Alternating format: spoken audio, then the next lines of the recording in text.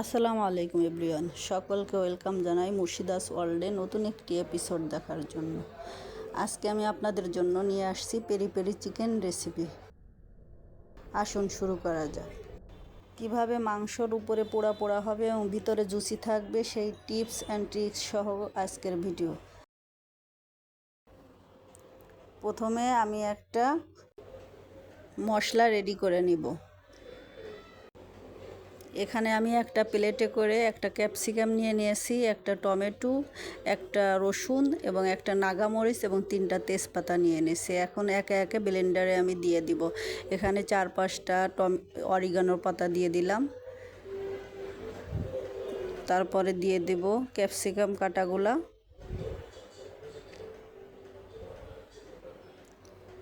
এরপরে দিয়ে দিব 3টা তেজপাতা,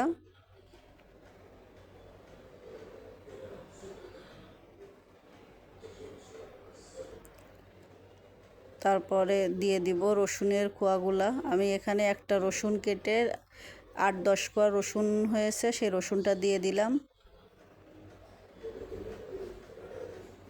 তারপরে টমেটো কুচিগুলা দিয়ে দিব, দিয়ে একটা মসৃণ পেস্ট তৈরি করে নেব। ফিরে আসছি পেস্ট তৈরি হওয়ার পরে।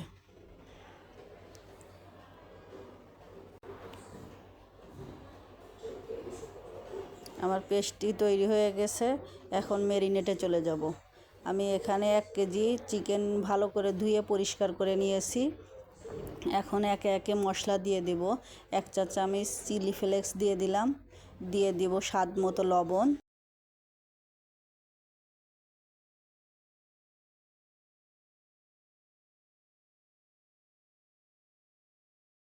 1 চা চামচ পাপরিকা পাউডার দিয়ে দিলাম,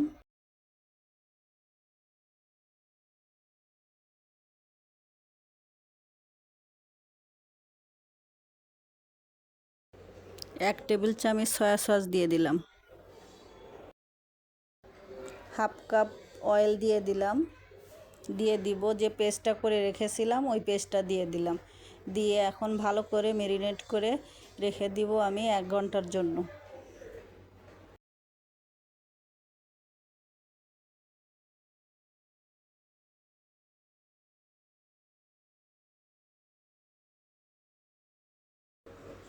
আমার 1 ঘন্টা ম্যারিনেট করা হয়ে গেছে। এখন চলে যাব চুলায়। আমি এখানে 1/2 কাপ অয়েল দিয়ে দিয়েছি এবং খুব গরম করে নিয়েছি তাওয়াটাকে। যে এখানে একটা জিনিস মনে রাখতে হবে, তেলটাকে খুব গরম করে নিতে হবে।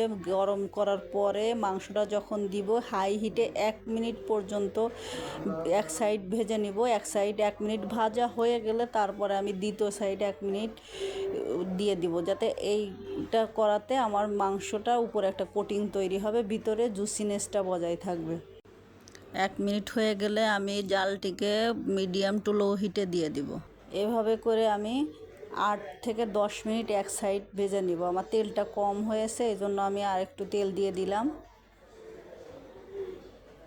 আমার 8-10 মিনিট এক সাইড হয়ে গেছে এবং দ্বিতীয় সাইড উল্টিয়ে আমি 8-10 মিনিট ভেজে নেব।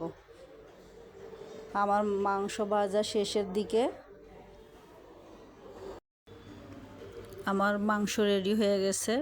এখন একটা পাত্রে তুলে নিব